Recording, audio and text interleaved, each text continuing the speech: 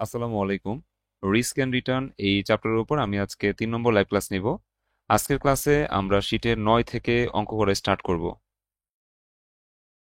ওকে, স্ক্রিনে আমরা 9 নম্বর অঙ্কটি দেখতে পাচ্ছি। এখানে বলা হয়েছে stroke A and B have the following historical returns. Stroke A এবং বি এর ঐতিহাসিক রিটার্ন নিচে দেওয়া আছে। স্টক এ এবং বি এর ঐতিহাসিক রিটার্ন নিচে দেওয়া আছে। এখন এই হিস্টোরিক্যাল রিটার্ন বলতে আসলে কি মিন করে? হিস্টোরিক্যাল রিটার্ন মানে হচ্ছে অতীতের রিটার্ন, মানে যে রিটার্নগুলা অতীতের সেগুলোকে আমরা বলি হিস্টোরিক্যাল রিটার্ন। তো এ এবং বি এর হিস্টোরিক্যাল রিটার্ন নিচে দেওয়া আছে। আমরা বক্সের মধ্যে দেখতে পাচ্ছি ইয়ার দেওয়া আছে 2000 থেকে 2004, এবং প্রত্যেকটা ইয়ারের স্টক এ এর রিটার্ন দেওয়া আছে এবং স্টক বি এরও রিটার্ন দেওয়া আছে। স্টক এর যে রিটার্নগুলো দেওয়া আছে সেগুলো পার্সেন্টেজে আছে। কিভাবে বুঝলাম? কারণ স্টক এর পাশে ব্র্যাকেটে বলে দিয়েছে পার্সেন্টেজ, তার মানে যতগুলা মান আছে সবাই পার্সেন্টেজে আছে। আবার স্টক বি এর যে রিটার্নগুলো আছে সেগুলোও পার্সেন্টেজে আছে। কিভাবে বুঝলাম? কারণ স্টক বি এর পাশে পার্সেন্টেজ দিয়ে দিয়েছে। দ্যাটস মিন যতগুলা রিটার্ন আছে সবগুলো হচ্ছে পার্সেন্টেজে আছে। এই অঙ্কের মধ্যে প্রবাবিলিটির মান দেওয়া নাই, তার মানে এই অঙ্কটা হচ্ছে উইদাউট প্রবাবিলিটির অঙ্ক। উইদাউট প্রবাবিলিটির অঙ্কে এক্সপেক্টেড রিটার্ন বের করতে বলছে। এটা হচ্ছে আমাদের এ নাম্বার রিকোয়ারমেন্ট। এক্সপেক্টেড রিটার্ন বের করতে হবে স্টক এ এবং বি এর জন্য। আবার বি নাম্বার রিকোয়ারমেন্টে স্ট্যান্ডার্ড ডিভিয়েশন বের করতে বলছে স্টক এ এবং বি এর জন্য। সি নাম্বার রিকোয়ারমেন্টে বলছে কো ইফিসিয়েন্ট অফ ভ্যারিয়েশন, সিভি নির্ণয় করতে হবে স্টক এ এবং বি এর জন্য। আর ডি নাম্বার রিকোয়ারমেন্টে বলছে which investment is better and why, কোন ইনভেস্টমেন্ট ভালো এবং কেন ভালো সে বিষয়ে মন্তব্য করতে হবে। আচ্ছা, তো পুরো অঙ্কের সামারিতে আমরা যেটা দেখতে পাচ্ছি যে আমাদের কাছে দুইটা স্টক আছে, এ এবং বি। স্টকের 5 বছরের 5টা রিটার্ন দেওয়া আছে, রিটার্নগুলো পার্সেন্টেজে আছে। আবার স্টক বি এরও 5 বছরের 5টা রিটার্ন দেওয়া আছে, রিটার্নগুলো পার্সেন্টেজে আছে। অঙ্কের মধ্যে কোনো প্রবাবিলিটি দেওয়া নাই বিধায় আমরা বুঝে গেছি এই অঙ্কটা উইদাউট প্রবাবিলিটির অঙ্ক। উইদাউট প্রবাবিলিটির অঙ্কে আমরা এক্সপেক্ট রিটার্ন বের করব, স্ট্যান্ডার্ড ডিভিয়েশন বের করব, কোএফিসিয়েন্ট অফ ভ্যারিয়েশন বের করব, এবং রিকোয়ারমেন্ট ডিতে একটা মন্তব্য করব কোন ইনভেস্টমেন্ট ভালো। ঠিক আছে, এই হচ্ছে আমাদের অঙ্ক। তো আসো আমরা আগে এ নাম্বার রিকোয়ারমেন্ট করে ফেলি, অর্থাৎ এক্সপেক্টেড রিটার্ন বের করে ফেলি। রিকোয়ারমেন্ট এ দিয়ে লিখলাম ক্যালকুলেশন অফ এক্সপেক্টেড রিটার্ন, কমা দিয়ে লিখলাম ইআর। উইনো দিয়ে আমরা ইআর বের করার সূত্র বসাবো summation R I divide by N. এই সূত্রটা কেন বসাইলাম? কারণ অঙ্কের মধ্যে যখন প্রবাবিলিটি থাকবে না তখন ইআর বের করার জন্য আমাদের এই সূত্রটা প্রয়োগ করতে হয়, summation R I divide by N. এরপর লিখবো for stock A. Stock A এর জন্য ইআর এ নির্ণয় করতে হবে। এখন ইআর এ বের করার জন্য আমরা জাস্ট এই সূত্রটার মধ্যে মান বসাবো। এখানে সামেশন আরআই দিয়ে আসলে কি বোঝায়? সামেশন আরআই দিয়ে বোঝায় যতগুলা রিটার্ন আছে সবগুলা রিটার্নকে যোগ করতে হবে। ঠিক আছে, আই এর মান যদি 1 ধরি তাহলে এটা 1 নাম্বার রিটার্ন, আমরা ভেঙেই করি। হ্যাঁ, বা তুমি যখন এক্সপার্ট হয়ে যাবা তখন একবারে করে ফেলবা, যতগুলো রিটার্ন আছে সবগুলাকে যোগ করবা, দেন এন দিয়ে ভাগ করবা, মানে রিটার্নের সংখ্যা দিয়ে ভাগ করবা। তাহলে গড় রিটার্ন বা এক্সপেক্ট রিটার্ন বের হয়ে যাবে। তো আমরা জেনারেলি যেভাবে শিখি আর কি, সূত্র অনুযায়ী সেটাই শিখছি। আমাদের আর দিয়ে বোঝায় রিটার্ন, আর আই মানে পরিবর্তনশীল চলক। আই এর মান 1 থেকে শুরু হবে, এইটা এন সংখ্যক পদ পর্যন্ত চলবে। তো আমি যদি আই এর মান 1 ধরি তাহলে এটা হবে কি 1 নাম্বার রিটার্ন। আর ওয়ান মানে 1 number return. So 1 number return হচ্ছে -18%। 100 দিয়ে ভাগ করলে দশমিকে কত লিখতে পারি? এই যে -0.18। সামেশনের কারণে আমরা একটা প্লাস চিহ্ন দিব। ঠিক আছে, প্লাস চিহ্ন দিয়ে আমি আই এর মান 2 ধরবো, এটা 2 number return. So 2 number return হচ্ছে 41%। 100 দিয়ে ভাগ করলে হবে 0.41। এই যে প্লাসের পর 0.41 লিখলাম। এখন সামেশনের কারণে একটা প্লাস চিহ্ন দেওয়ার কথা, কিন্তু আমাদের 3 নাম্বার রিটার্নটা যেহেতু মাইনাসে আছে, সেহেতু প্লাসে মাইনাসে এখানে সরাসরি আমরা মাইনাস চিহ্ন ব্যবহার করব। ঠিক আছে, সো মাইনাস কত লিখতে হবে? 22%, তো 0.22 লিখবো আমরা। এরপর সামেশন মানে আবার এখানে প্লাস চিহ্ন দিব। আমি যদি আই এর মান এখন তিনটা গেছে, আয়ের মান যদি আমি 4 ধরি তাহলে এটা 4 number return. 4 number return 22%। So 100 দিয়ে ভাগ করলে এটা 0.22 হবে। হ্যাঁ, সামেশন মানে আবার প্লাস। এইখানে আমরা আয়ের মান যদি এখন 5 ধরি তাহলে আই এর মান 5 ধরলে এটা 5 নাম্বার রিটার্ন। 5 নাম্বার রিটার্ন হচ্ছে 0.34। এই যে 0.34 লিখলাম। 5 পর্যন্ত রিটার্ন যোগ করে, 5 পর্যন্ত রিটার্ন যোগ করে আমরা হচ্ছে 5 দিয়ে ভাগ করব। তাহলে আমাদের এক্সপেক্ট রিটার্ন চলে আসবে 0.114 অথবা 11.4%। ঠিক আছে, তো আমরা হচ্ছে এক্সপেক্ট রিটার্ন এ যেভাবে বের করছি, আমরা এক্সপেক্ট রিটার্ন বি অর্থাৎ ই আর বি একইভাবে বের করব। আমি একটু শর্টেই বলে দিই, দ্রুত বলে দিই। স্টক বি এর ক্ষেত্রে আমরা ই আর বিটা কিভাবে বের করব। আমাদের এখানে যে পাঁচটা রিটার্ন আছে, পাঁচটাকে যোগ করে 5 দিয়ে ভাগ করব, তাহলেই ই আর বিটা বের হয়ে যাবে। অর্থাৎ -24% আছে, আমি এখানে লিখবো -0.24, তারপরে প্লাস, এখানে 24 আছে, আমি লিখবো 0.24, এই যে 0.24 লিখলাম, তারপর একটা প্লাস দেওয়ার কথা, কিন্তু এখানে যেহেতু -4% আছে, তাহলে প্লাসে মাইনাসে এখানে মাইনাসই বসাইতে হবে। মাইনাস বসাইয়া আমরা হচ্ছে 4% তো 0.04 বসাই দেবো, এই যে 0.04 বসাই দিলাম। তারপরে সামেশন মানে +8%, সো আমরা লিখবো 0.08, তারপরে +56% আমরা লিখবো হচ্ছে 0.56। অর্থাৎ পাঁচটা রিটার্ন যোগ করে 5 দিয়ে ভাগ করব, আমাদের এক্সপেক্ট রিটার্ন আসবে 0.12 অর 12%। তো আমরা ই আর এ বের করছি 11.4%, ই আর বি বের করেছি 12% আসে রেজাল্ট। এখন আমাদের বি নাম্বার রিকোয়ারমেন্টে স্ট্যান্ডার্ড ডিভিয়েশন বাইর করতে বলছে। আমরা রিকোয়ারমেন্ট বি দিয়ে লিখবো ক্যালকুলেশন অফ স্ট্যান্ডার্ড ডিভিয়েশন, কমা দিয়ে লিখবো সিগমা। উইনো দিয়ে আমরা সিগমা সূত্র বসাবো। এই সূত্রটা কেন বসাচ্ছি? কারণ অঙ্কে প্রবাবিলিটি দেওয়া নাই। যদি প্রবাবিলিটি দেওয়া না থাকে তাহলে উইদাউট প্রবাবিলিটি সূত্র প্রয়োগ করতে হবে। তো আমরা সিগমার উইদাউট প্রবাবিলিটি সূত্র অ্যাপ্লাই করেছি, √/(r(i) - ER whole square divide by n-1।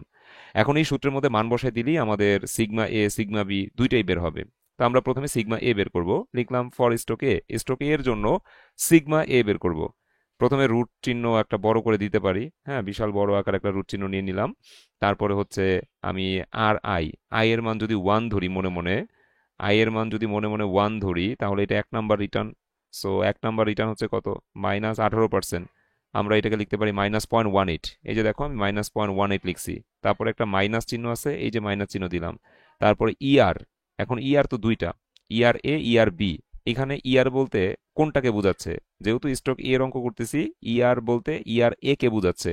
তো ইআর এ হচ্ছে 0.114, এই যে 0.114 বসাইলাম, ব্র্যাকেট ক্লোজ করে একটা হোল স্কোয়ার দিতে হবে, এই যে হোল স্কোয়ার দিলাম। হোল স্কোয়ার পর্যন্ত দেওয়ার পর আমরা তো আর আগাইতে পারবো না, কারণ সূত্র তো একদম শেষ পর্যন্ত চলে আসি। হোল স্কোয়ার দেওয়া মানে হচ্ছে সূত্রের শেষে চলে আসি। তো আমি একবার মান বসাইলাম, প্রথম থেকে শেষ পর্যন্ত একবার মান বসাইলাম। এখন এই সামেশনের কারণে এখানে একটা প্লাস চিহ্ন দিতে হবে। প্লাস চিহ্ন দিয়ে আমি আই এর মান 2 ধরে আবার শেষ পর্যন্ত যাব। ঠিক আছে, আই এর মান 2 ধরলে এটা হবে 2 নাম্বার রিটার্ন। 2 নাম্বার রিটার্ন হচ্ছে 41%। তা আমি এই যে 0.41 বসাই দিলাম, তারপরে বিয়োগ যাবে ইআর, অর্থাৎ ইআর এ বিয়োগ যাবে। ইআর এ হচ্ছে 0.114, তারপরে ব্র্যাকেট ক্লোজ করে একটা হোল স্কোয়ার দিতে হবে। ঠিক আছে, এই যে হোল স্কোয়ার পর্যন্ত দিলাম, তারপরে সামেশনের কারণে একটা প্লাস চিহ্ন আমরা বসাই দিব। এখন আমি আয়ের মান 3 ধরলে এটা 3 নাম্বার রিটার্ন। 3 নাম্বার রিটার্ন হচ্ছে -22%, তার মানে -0.22, এই যে -0.22, তার থেকে বিয়োগ যাবে ইআর এ, ইআর এ হচ্ছে 0.114, then whole square, whole square দেওয়ার পরে আবার প্লাস নিলাম। ঠিক আছে, প্লাস নিলাম। প্লাস কেন নিলাম? কারণ এই যে সূত্রের মধ্যে সামেশন আছে, একবার ক্যালকুলেশন শেষ পর্যন্ত যাওয়ার পরেই প্লাস নিতে হবে। আচ্ছা, তাহলে আমি এখানে একটা প্লাস নিলাম সামেশনের কারণে। এখন আমি আই এর মান যদি 4 ধরি, তাহলে এটা 4 নাম্বার রিটার্ন। 4 নাম্বার রিটার্ন হচ্ছে 22%। সো আমি এই যে 0.22 লিখলাম, তার থেকে বিয়োগ যাবে ইআর এ, ইআর এ হচ্ছে 0.114, বিয়োগ করে হোল স্কোয়ার করে দিব। হোল স্কোয়ার করে দেওয়ার পর সামেশনের কারণে আবার একটা প্লাস দিলাম। ঠিক আছে, সামেশনের কারণে আবার একটা প্লাস দিলাম। প্লাস দেওয়ার পর আমি আই এর মান 5 ধরবো, তাহলে এটা 5 নাম্বার রিটার্ন। 5 নাম্বার রিটার্ন হচ্ছে 34%, দ্যাটস মিন 0.34, তার থেকে বিয়োগ যাবে ইআর এ, ইআর এ তো ফিক্সড 0.114, বিয়োগ করে হোল স্কোয়ার করে দিলাম। দেন আমরা হচ্ছে 5 - 1, দ্যাটস মিন 4 দিয়ে ভাগ করব, আমাদের রেজাল্ট চলে আসবে 0.2949 অথবা 29.49%। এই হচ্ছে আমাদের অঙ্ক। দেখো, আমাদের এক্সপেক্ট রিটার্ন এবং স্ট্যান্ডার্ড ডিভিয়েশন নিয়ে কারো কোনো প্রশ্ন আছে কিনা? থাকলে করো। ইআর এ যেভাবে করাই দিয়েছি সেম ভাবে হচ্ছে ইআর বিটা, সরি সিগমা এটা যেভাবে করাই দিয়েছি সেম ভাবে সিগমা বিটা করবা। সিগমা বি এর রেজাল্ট আসবে 30.19%। ঠিক আছে, 30.19%, এটা হচ্ছে আমাদের সিগমা বি এর অ্যান্সার। তো আমাদের রিকোয়ারমেন্ট বি পর্যন্ত শেষ, এবার রিকোয়ারমেন্ট সি করবো আমরা। রিকোয়ারমেন্ট সিতে কি বের করতে বলছে? রিকোয়ারমেন্ট সিতে আমাদের কোএফিসিয়েন্ট অফ ভ্যারিয়েশন বা সিবি বের করতে বলছে for stock A and B, A এবং বি এর জন্য। তো আমরা সিবি বের করব। ঠিক আছে, রিকোয়ারমেন্ট বিতে আমরা কোএফিসিয়েন্ট অফ ভ্যারিয়েশন বা সিবি নির্ণয় করব। তো প্রথমে লিখলাম requirement C, calculation of coefficient of variation, comma দিয়ে লিখলাম সিবি। উইনো দিয়ে আমরা সিবি সূত্র বসাবো, sigma divide by ER into 100। For stock A, stock A এর জন্য সিবি এ বের করতে হবে। প্রথমে সিগমার মান বসাও। স্টক এ এর সিগমাটা কত বেরিয়েছিল? 0.2949। আর স্টক এর ইআর কত বেরিয়েছিল? 0.114। ভাগ করে 100 গুণ করো, রেজাল্ট আসবে 258.68%। আর স্টক বি এর জন্য আমাদের সিবিবি আসবে কত? 251.58%। ঠিক আছে, সিবিবিটা তোমরা নিজেরা ক্যালকুলেট করবা, 251.58% আসবে রেজাল্ট। এখন আমাদের ডি নাম্বার রিকোয়ারমেন্টে বলছে হুইচ ইনভেস্টমেন্ট ইজ বেটার, কোন ইনভেস্টমেন্ট ভালো এবং কেন ভালো সে বিষয়ে মন্তব্য করতে বলছে। তো আমরা সবাই জানি যে যার সিভিটা কম সে হচ্ছে ভালো, তো দুইটা সিভির মধ্যে কম কোনটা? 251.58, এই সিভিটা কম, সিভি কম, অথবা এটাকে আমরা বলতে পারি বেটার ইনভেস্টমেন্ট। হ্যাঁ, ভালো। তো এখানে বলছে না কোন ইনভেস্টমেন্টটা ভালো, তো আমরা দেখতে পাচ্ছি স্টক বি এর সিভিটা কম, সেহেতু আমরা বলবো স্টক বি ভালো। কেন ভালো? কারণ ইহার সিভিটা কম।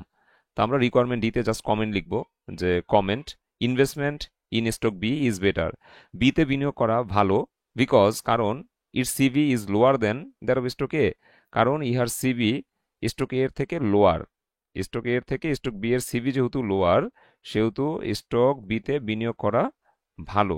এই মন্তব্যটা আমরা করে দিব। আমরা কি 9 নম্বর অঙ্ক বুঝতে পেরেছি? কোনো সমস্যা আছে প্রবলেম 9 নিয়ে?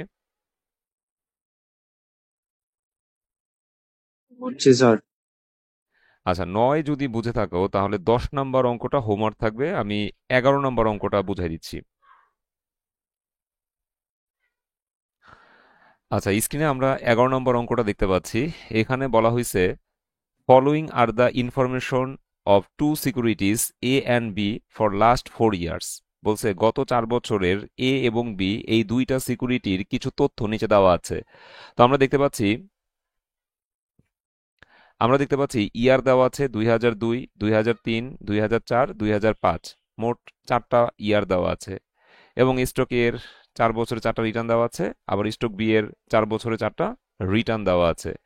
আর একদম লাস্টে বলা আছে মিন, আর এই মিনকে প্রকাশ করা হয়েছে আর বার দ্বারা। মিনকে প্রকাশ করা হয়েছে কি দ্বারা? আর বার দ্বারা।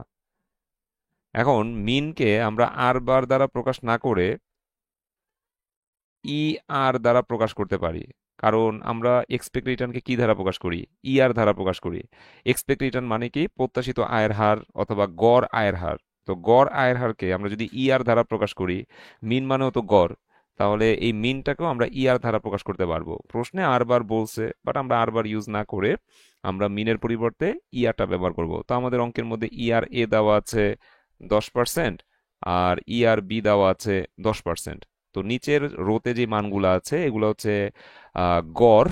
গড় মানে হচ্ছে প্রত্যাশিত আয়ের হার বা এক্সপেক্টেড রেট অফ রিটার্ন, ঠিক আছে, যাকে আমরা সংক্ষেপে ইয়ার দ্বারা প্রকাশ করতে পারি। সো আমাদের অঙ্কের মধ্যে ইয়ার এ দেওয়া আছে 10%, ইয়ার বি দেওয়া আছে 10%। আর তুমি যদি টেস্ট করতে চাও যে আসলে যে প্রশ্নে গড় দেওয়া আছে 10%, 10%, এটা আসলে সঠিক কিনা, তুমি যদি টেস্ট করতে চাও চাইলে করতে পারো। অঙ্কের মধ্যে 4 বছরে 4টা রিটার্ন দেওয়া আছে, তুমি এই 4টা রিটার্ন যোগ করে 4 দিয়ে ভাগ করো, দেখবা যে 10% চলে আসবে। আবার স্টক বি এর যে 4টা রিটার্ন দেওয়া আছে, এই 4টা রিটার্ন যোগ করে 4 দিয়ে ভাগ করো, দেখবা যে গড় 10% চলে আসবে। তাহলে প্রশ্নের মধ্যে দুইটা গড় দেওয়া আছে, আমাদের কষ্ট একটু কমে গেল, গড় বের করা লাগবে না।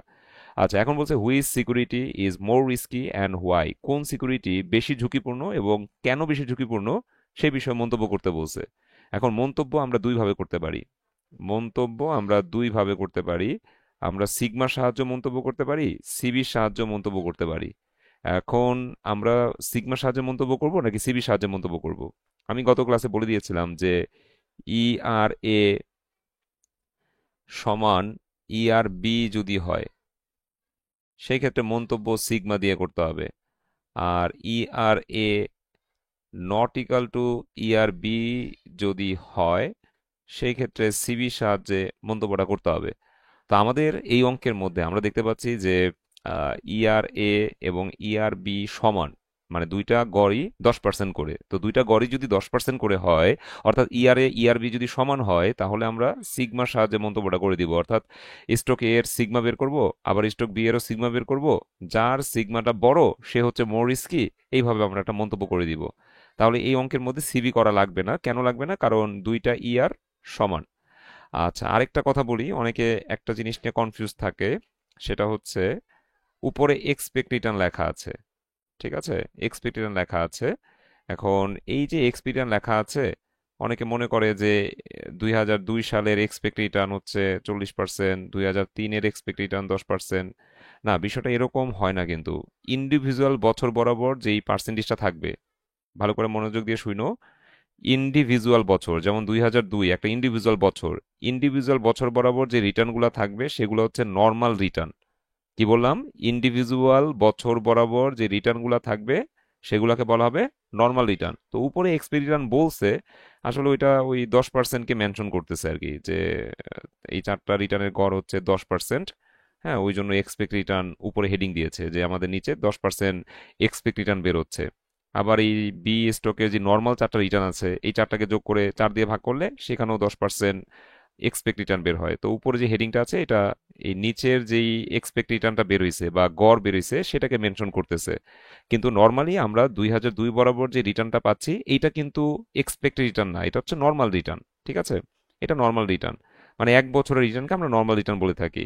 আবার 2003-এর নর্মাল রিটার্ন 10%, 2004-এর নর্মাল রিটার্ন 10%, 2005-এর নর্মাল রিটার্ন 20%, আমি -20%। আমি যদি এই চারটা রিটার্ন যোগ করে 4 দিয়ে ভাগ করি তাহলে এক্সপেক্ট রিটার্ন বা মিন রিটার্ন, হ্যাঁ, আর বারে মান চলে আসে কত? 10%। আবার তেমনিভাবে স্টক বি এর ক্ষেত্রে 2002 বরাবর ইন্ডিভিজুয়ালি নর্মাল রিটার্ন দেওয়া আছে 20%, এরপর 10%, 10%, 0%, চারটাকে যোগ করে 4 দিয়ে ভাগ করলে আমরা গড় রিটার্ন পেয়ে যাব 10%।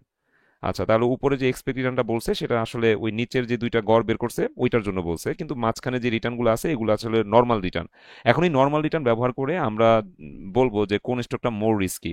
আমাদের এই অঙ্কে সিবি বের করা লাগবে না, আমরা জাস্ট স্ট্যান্ডার্ড ডিভিয়েশন বের করেই সমাধানটা করে ফেলবো। তো প্রথমে আমরা লিখবো ক্যালকুলেশন অফ স্ট্যান্ডার্ড ডিভিয়েশন, কমা দিয়ে লিখবো সিগমা, উই নো দিয়ে আমরা সিগমার সূত্র বসাই দিলাম। এখানে আমরা এই সূত্রটা কেন বসাইছি? কারণ অঙ্কের মধ্যে প্রবাবিলিটি দেওয়া নাই, আর যদি অঙ্কের মধ্যে প্রবাবিলিটির মান দেওয়া না থাকে সেই ক্ষেত্রে এই অঙ্কটা সেই অঙ্কটাকে আমরা বলি হচ্ছে উইদাউট প্রবাবিলিটির অঙ্ক। উইদাউট প্রবাবিলিটির অঙ্কে যদি আমরা স্ট্যান্ডার্ড ডিভিয়েশন বের করতে চাই তাহলে এই যে n-1 এর যে সূত্রটা আছে এই সূত্রটা বসাইতে হয়। এখন আমরা লিখবো ফর সিকিউরিটি এ, সিকিউরিটি এর জন্য আমরা সিগমা এ বের করব, আর সিকিউরিটি বি এর জন্য আমরা সিগমা বি বের করব। তারপর আমাদের একটা মন্তব্য করতে হবে। আমি সিগমা এটা সংক্ষেপে একটু বলে দিই, অনেকেরই মনে আছে, অনেকেরই আহ, একটু করাই দিলে ভালো লাগবে আর কি। তো সেই জন্য আমি একটু মুখে মুখে বুঝাই দিচ্ছি যে কিভাবে সিগমা এটা আমরা ক্যালকুলেট করছি। তো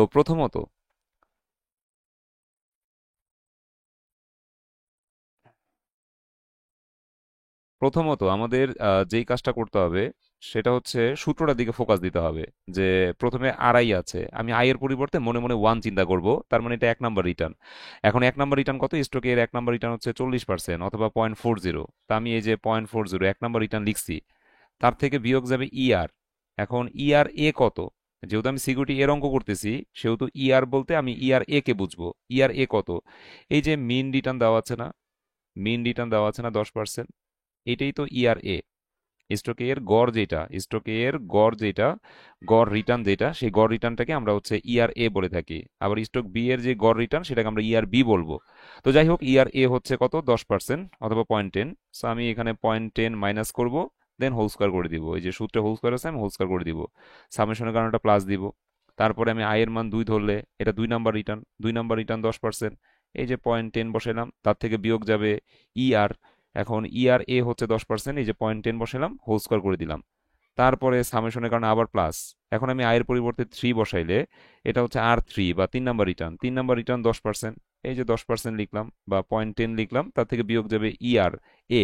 ইআর এও 0.10, বিয়োগ করে হোল স্কয়ার করে দিলাম, তারপরে প্লাস। এখন আয়ের মান আমি যদি 4 ধরি তাহলে এটা 4 নাম্বার রিটার্ন, 4 নাম্বার রিটার্ন -20%, এই যে -0.20 বসালাম, তার থেকে বিয়োগ যাবে ইআর এ। ইআর এ হচ্ছে 0.10, বিয়োগ করে হোল স্কয়ার করে দিলাম। দেন তাকে ভাগ করতে হবে n-1, দ্যাটস মিন 4-1 দিয়ে ভাগ করব। হ্যাঁ, ভাগ করে রুট করলে আমাদের রেজাল্ট আসবে 0.2449 অথবা 24.49%। এটা হচ্ছে আমাদের সিগমা এ এর মান। সেম ভাবে সিগমা বি বের করবা, দেন মন্তব্য করবা যে কে মোর রিস্কি। তো আমি দেখতে পাচ্ছি স্টক এ এর সিগমাটা অনেক বড়, বি এর থেকে এ এর সিগমাটা অনেক বড়। তাহলে মন্তব্যটা কিভাবে হবে?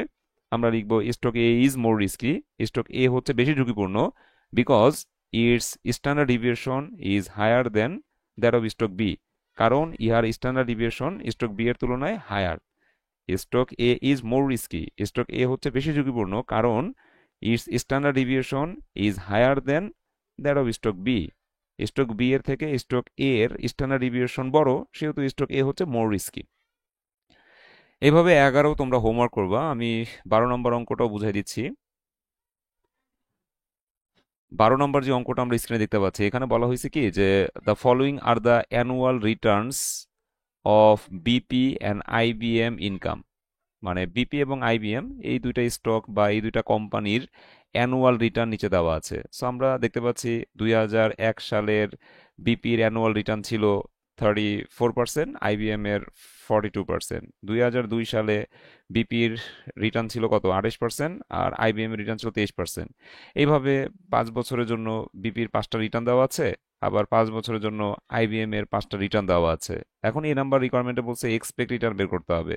তো এক্সপেক্ট রিটার্ন তো আমরা বের করতেই পারবো, ইআর আমরা বের করতেই পারবো। বিপির জন্য ইআর বের করতে হবে, আইবিএম এর জন্য আমরা ইআর বের করব। আর এরপর বলছে জাজ দ্য রিস্কিনেস, মানে ঝুঁকি জাজ করতে বলছে। এখন ঝুঁকি জাজ করতে গেলে আমরা হচ্ছে সিবি বের করব অথবা সিগমা বের করব। এই অঙ্কে কোনটা বের করতে হবে আমি এখনো জানি না, কারণ এক্সপেক্ট রিটার্ন যদি দুইটা অসমান হয় তাহলে সিবি পর্যন্ত করতে হবে, আর যদি এক্সপেক্ট রিটার্ন দুইটার সমান হয় তাহলে সিগমা পর্যন্ত করতে হবে। তা আমি যেহেতু এক্সপেক্ট রিটার্ন বের করি নাই, সেহেতু আমি জাজ দ্য রিস্কিনেসের মন্তব্যটা করতে পারবো না, বা কি দিয়ে করতে হবে এটা এখন বলতে পারবো না। আমি অঙ্কটা যখন করা শুরু করব, এক্সপেক্ট রিটার্ন যখন বের করব, এক্সপেক্ট রিটার্ন বের করা যদি হয়ে যায় তখন আমি দেখব যে দুইটা কোম্পানির এক্সপেক্ট রিটার্ন সমান কিনা। যদি এক্সপেক্ট রিটার্ন দুইটা কোম্পানির সমান হয় সেই ক্ষেত্রে আমাদের রিস্ক ক্যালকুলেট করার জন্য আমরা সিগমা নির্ণয় করব। ঠিক আছে, সিগমা নির্ণয় করব, যার সিগমা বড় সে মোর রিস্কি, ওরকম একটা মন্তব্য করে দিব। আর যদি দেখি যে এক্সপেক্ট রিটার্ন দুইটা হচ্ছে অসমান, সেই ক্ষেত্রে সিবি পর্যন্ত করব। হ্যাঁ, কারণ রিস্ক মানে তখন সিবি। সিবি নির্ণয় করার পর যার সিবিটা বড় সে হচ্ছে মোর রিস্কি, ওরকম একটা মন্তব্য করব। এখানে জাজ দ্য রিস্কিনেস বলতে মানে কার ঝুঁকি বেশি কার ঝুঁকি কম সেটা জাস্ট প্রকাশ করতে বলছে। তো আমি যদি কাউকে বলি যে সে মোর রিস্কি, তাহলে বিপরীতে যে আছে সে রিস্ক কম, এটা তো বোঝাই যাচ্ছে। তাহলে যা ঝুঁকি বিবেচনা বিচার করতে বললে, ঝুঁকি বিচার করতে বললে আমরা জাস্ট হচ্ছে মোর রিস্কির কমেন্টটা করে দিব। আমি এখানে লিখে দিই, হ্যাঁ, যখন ঝুঁকি জাজ করতে বলবে আমরা মোর রিস্কির কমেন্টটা করে দিব। মোর রিস্কি এর কমেন্ট।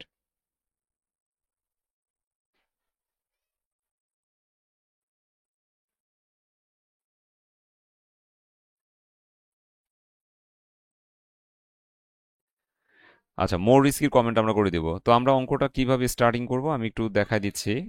প্রথমত আমাদের রিকোয়ারমেন্ট এ করতে হবে। রিকোয়ারমেন্ট এ লিখবা যে ক্যালকুলেশন অফ এক্সপেক্টেড রিটার্ন, কমা দিয়ে লিখবা ইআর। তারপর উই নো দিয়ে ইআর বের করার সূত্র বসাবা যে সামেশন আর আই ভাগ হচ্ছে এন। এরপরে লিখতে হবে ফর বিপি। ফর বিপি লিখে তোমরা ই ই আর বিপি নির্ণয় করবা। ঠিক আছে, ই আর বিপি নির্ণয় করবা। তারপরে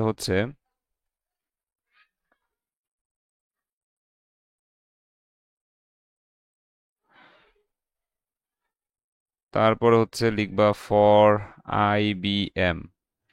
আইবিএম এর জন্য ই আর আইবিএম বের করবা। আচ্ছা, এরপরে চলে যাবা হচ্ছে রিকোয়ারমেন্ট বিতে। ঠিক আছে, রিকোয়ারমেন্ট বিতে। এখন রিকোয়ারমেন্ট বি যখন করবা, আমি তো জানি না যে এই দুইটা রেজাল্ট কত আসে। এই দুইটা রেজাল্ট কত আসে সেটা তো আমি জানি না। তো যদি হচ্ছে ডিফারেন্স আসে, ডিফারেন্স যদি আসে সেই ক্ষেত্রে আমরা হচ্ছে গিয়ে সিবি পর্যন্ত করে রিস্কিনেস জাজ করতে বলছে না, আমরা মোর রিস্কির মন্তব্যটা করে দিব। আর দুইটা ইয়ার যদি সমান আসে সিগমা পর্যন্ত করব, সিগমা পর্যন্ত করে আমরা হচ্ছে মোর রিস্কির কমেন্টটা করে দিব। তো এখানে রিকোয়ারমেন্ট বিটা কি হবে তোমরা জাস্ট ওই আগের দুইটা আইটেম করো, তারপর বুঝতে পারবা। লিখবা যে ক্যালকুলেশন অফ স্ট্যান্ডার্ড ডিভিয়েশন। ঠিক আছে, স্ট্যান্ডার্ড ডিভিয়েশন, সিগমা বের করবা। তারপরে যদি সিগমা বের করার পর সিবি বের করা লাগে তাহলে calculation of coefficient of variation.